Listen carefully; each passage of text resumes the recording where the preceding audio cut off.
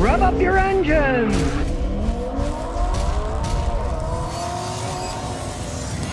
Well, it turns out that Ford's Mustang Mach E set a Guinness World Record for efficiency. This particular one went 840 miles with just 2 charging stops that took 45 minutes total to recharge. And that works out to 6.54 miles per kilowatt hour during an 840-mile trip. They did the trip on July 3rd, and it took them 27 hours to do the trip. You gotta have a little disclaimer here. The average speed was 31 miles an hour. That to me doesn't count. That's not a real road trip. Let's do it going 65, 70, whatever the speed limit is. The faster electric motors go, the less efficient they are. It's kind of a fake test if you ask me.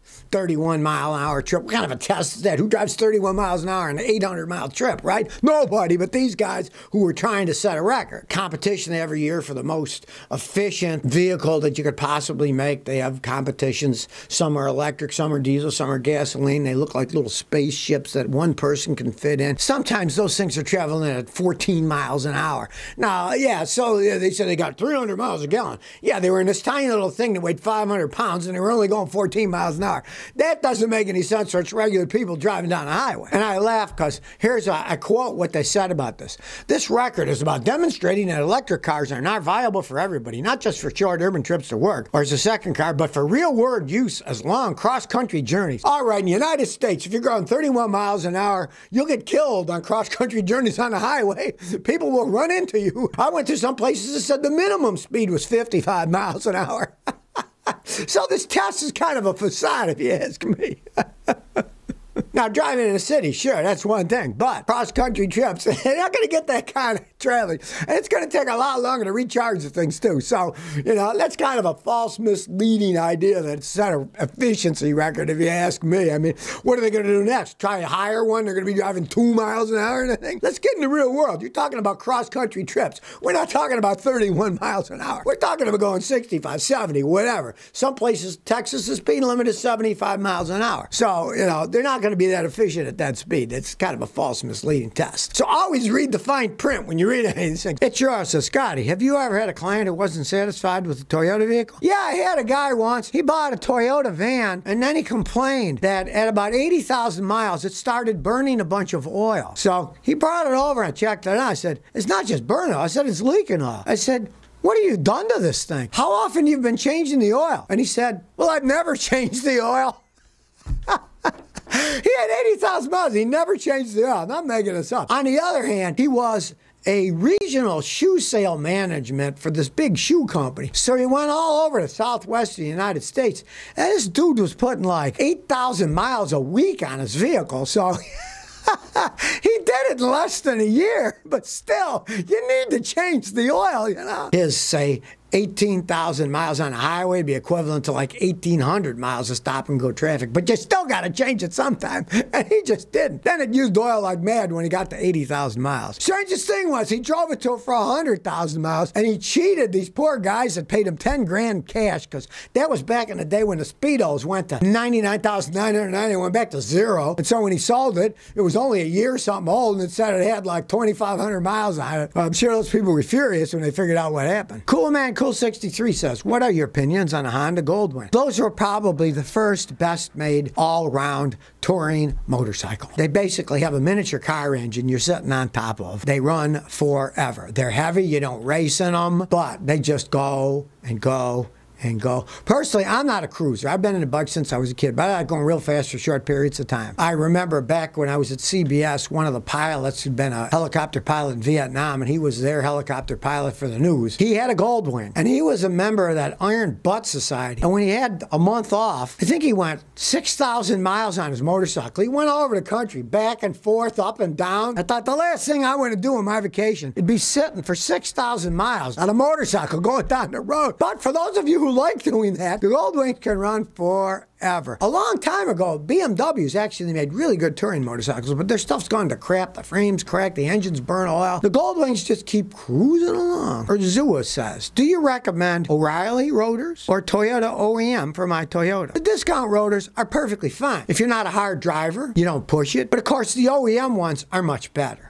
They're made in Japan. They're better steel. I'll give you a perfect example. I had original ones on my Toyota Matrix, right? They had 70,000 miles. A company sent me aftermarket ones that were made in China. They went about 15,000 miles and they warped and they started shaking when I hit the brakes at 65. So, I gotta say, the OEM ones are a lot better. I drive hard, so. But, you know, if you're in a pinch, you can buy the cheaper ones. But if you keep your cars like me for hundreds of thousands of miles, you're better off with the OEM, because I've seen some OEM ones. 94 Celica had OEM ones up to like 235,000 miles on them. But then a company gave me aftermarket ones free. They haven't warped. They were better made ones. They weren't made in China. They were made in Canada, and they were pretty good. They still work good. They weren't warped. You know, they were a little rusty, but they didn't shake when I hit the brakes at 60. So Jeffrey says, have you gone for a ride in the S Plaid? No, I'm sure they'll never bring me one. I was supposed to get a Model S, but the whole deal fell through. It was one of these car rental places, and the guy decided after he said he was going to bring it, he wanted more and more money, more and more money. And the company who was going to send it was for a charity, gave up. And instead, they brought me a Model 3, which was a pile of crap. It was like a 3-year-old Model 3 that somebody was renting out, and it was a garbage mobile. I still would like to drive the 1,000 horsepower one, give an honest analysis, but I'm telling you right now, old Elon isn't going to send me one. Not after what I think of the stuff that he's been doing. I mean, I've been to Tesla dealers. They wouldn't even let me road test one of their cars, but they wouldn't even let me road test them. So I doubt if I'm ever going to get my hands on one.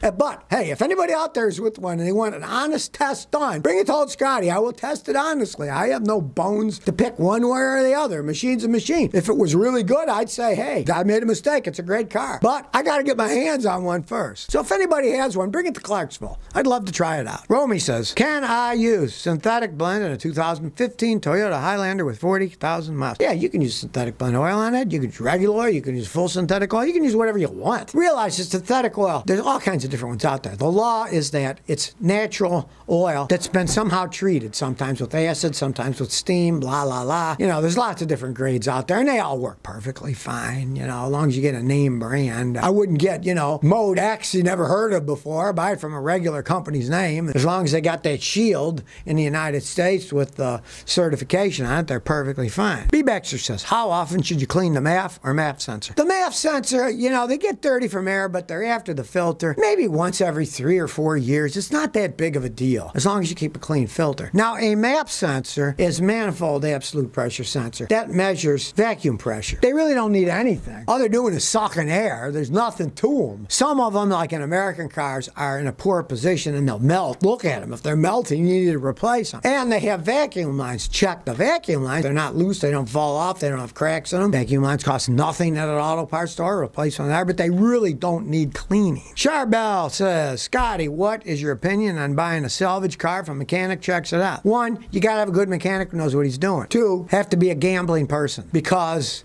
unless you have the whole history of it and you see what happened. A guy in Rhode Island brought me one. It was great. He bought it from a place, and they're honest. It was a collision shop. They bought it, and they showed him the pre-pictures. They showed the whole right fender, and everything was torn and ripped off in the wreck, and they totaled it. They fixed it and sold to him at a very good price. There's nothing wrong with that. But in the open market, if you don't know the people, if it was a flooded car, especially like Hurricane Sandy, where it's salt water, it's insidious. The salt water's on all the electronics. Sometimes it can take up to 1 or 2 or 3 years. When the salt finally eats through all the computers, no one's going to figure out what's wrong. I mean, I'll tell you, I just got this new Think car scan tool. It's like a $5,000 scan tool. It's some of these cars, it's got 75 pages of data. When there's something wrong, can you imagine 75 pages of data? 4 freeze frame oscilloscope readings that you can play around with. You can spend a lifetime on that. It's worse than a rat's nest. So my advice is generally stay away from salvage cars. They're salvaged because an insurance company said it costs more money to fix them than they're worth. Do you think somebody's going to put more money in it's worth them to fix them correctly? Usually not. The only one that I say is okay is hail damage. We used to get a lot of them in Houston because it hails a lot in Dallas, and they'd ship them down from Dallas. And if you saw a million dimples on the roof and the hood and the trunk, and you didn't care about driving a dimple mobile, don't try to fix it. It would cost a fortune to fix all those dimples. But then go right ahead, drive a dimple mobile. You can get a fantastic deal. But other than that, you're really rolling the dice and hoping you don't crap out on that one. Mr. Twins Rule says, Scotty, should I use polyurethane or silicone cab bushings. The polyurethane ones handle the best, but the silicone ones last longer.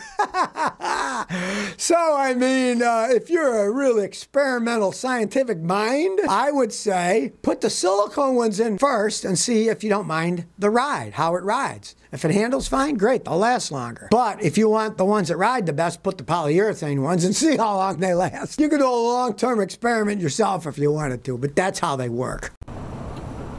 So if you never want to miss another one of my new car repair videos, remember to ring that bell.